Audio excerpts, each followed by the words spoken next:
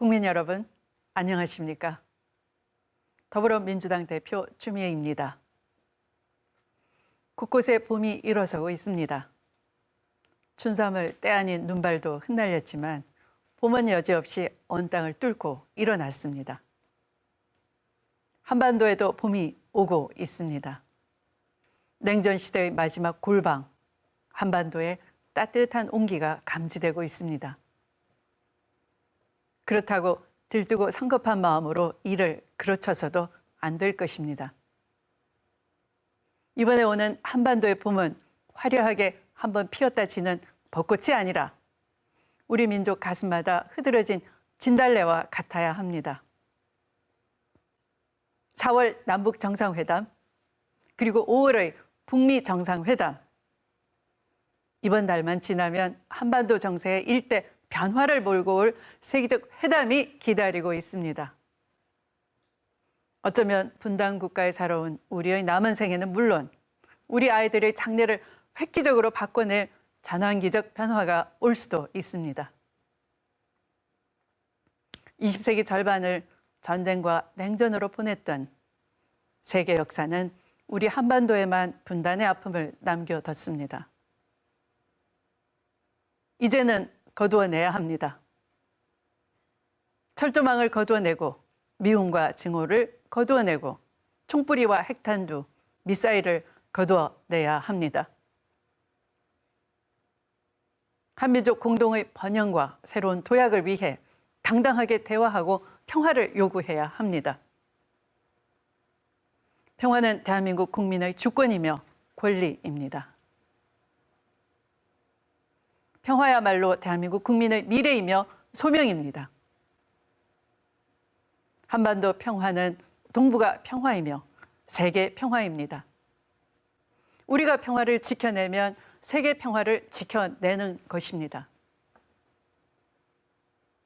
4월 남북 정상회담과 5월 북미 정상회담, 얼어붙은 땅에 봄이 오는 평화의 길목이 되기를 기대합니다. 국민과 함께, 민족과 함께 진심으로 열망합니다. 수구 냉전 세력의 집요한 방해에도 불구하고 문재인 대통령이 한반도 비핵화의 운전대를 단단히 잡을 수 있었던 것은 평화를 사랑하는 국민 여러분의 든든한 지지 덕분이었습니다. 더불어민주당과 문재인 정부는 국민의 기대와 열망에 모든 것을 걸겠습니다. 가짜 안보 세력이 안보 장사로 평화를 미뤄왔다면 물샐 틈 없는 안보로 평화를 불러오는 진짜 안보 세력이 무엇인지 보여드리겠습니다. 존경하는 국민 여러분, 이제 40여일 후면 국민께서 만들어주신 문재인 정부가 출범 1년이 됩니다. 아직 1년이 안 되었다는 말에 놀라시는 분들도 계십니다. 정말 놀라운 변화들이 많았기 때문입니다.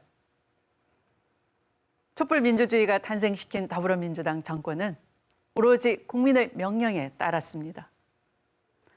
정의롭고 공정한 대한민국, 나라다운 나라의 키트를 바닥부터 만들어 왔습니다.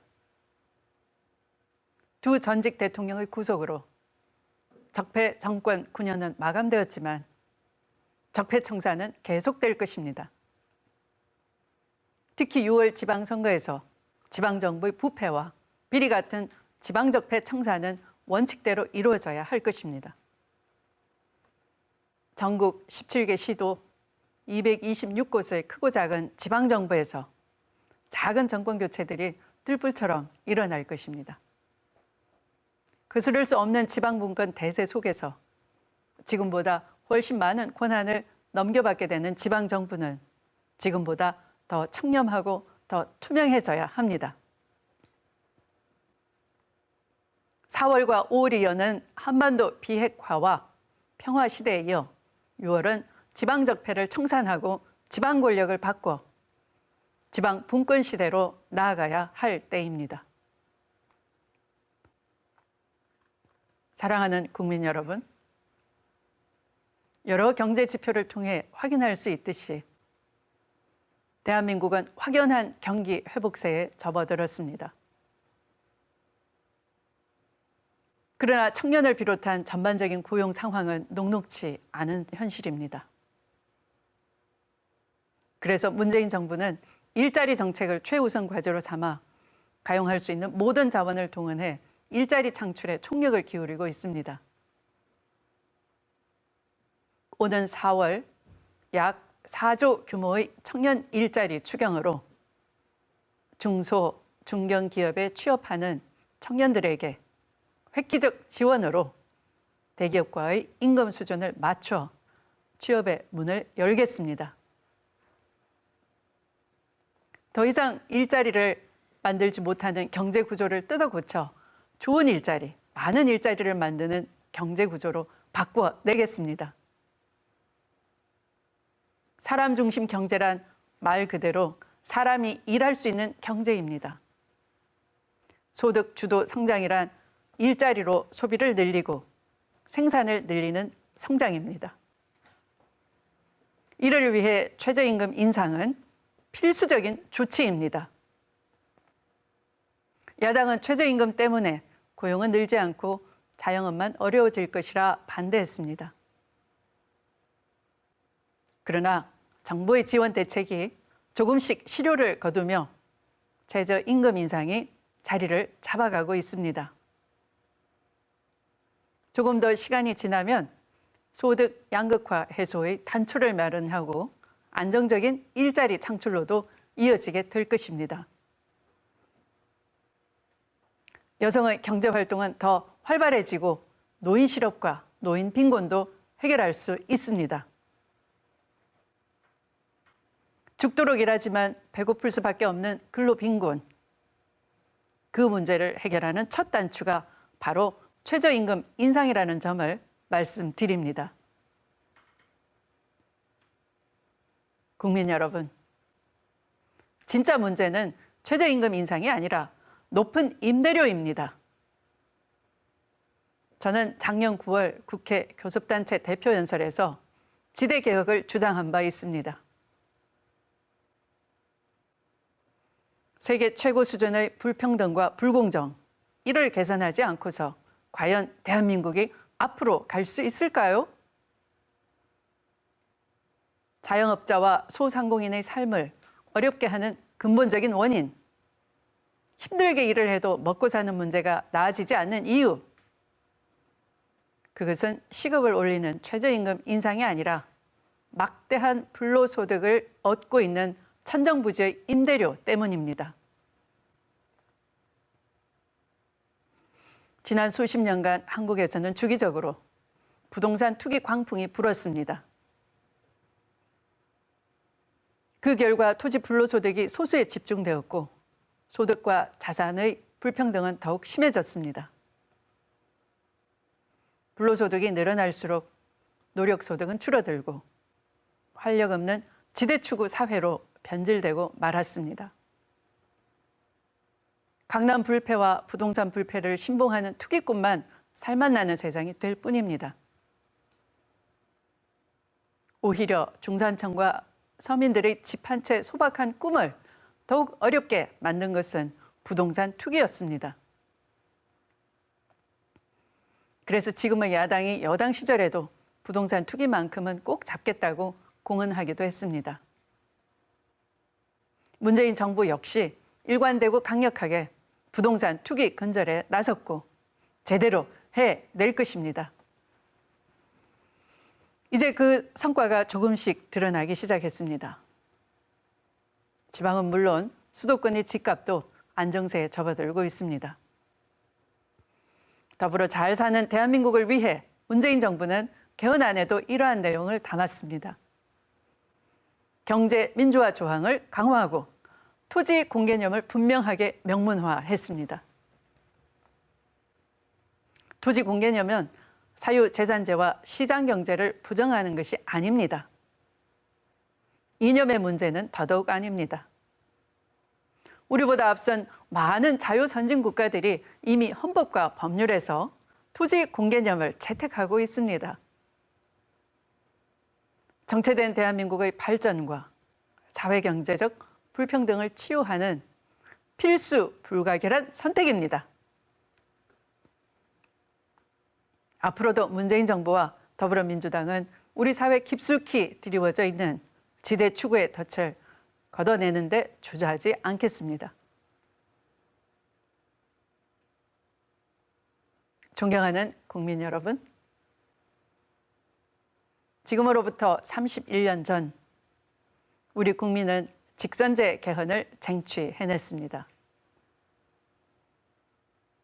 눈부신 경제성장과 세계적인 참여민주주의를 이룩한 대한민국의 미래를 이제 새로운 헌법에 담아야 합니다.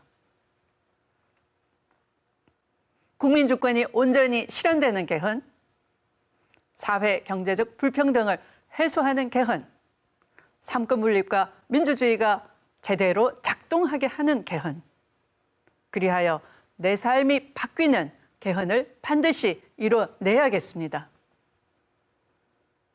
문재인 대통령은 대선 후보일 때나 대통령이 된 이후에도 변함없이 일관되게 6월 개헌 투표 입장을 유지하고 있습니다.